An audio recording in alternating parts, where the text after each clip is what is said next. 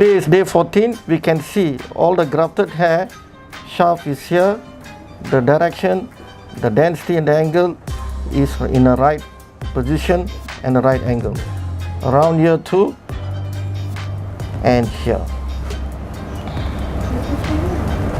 So it's already 2 weeks now. We would like to know your journey from day 1 to the 2 weeks. How do you feel? Good. I feel quite good actually. Didn't realize that there's a lot of hair there. There's a painless, and then feel good. Feel more confident. Feel look the shapes is there and feel nice. We harvested this area. Look, I feel very well.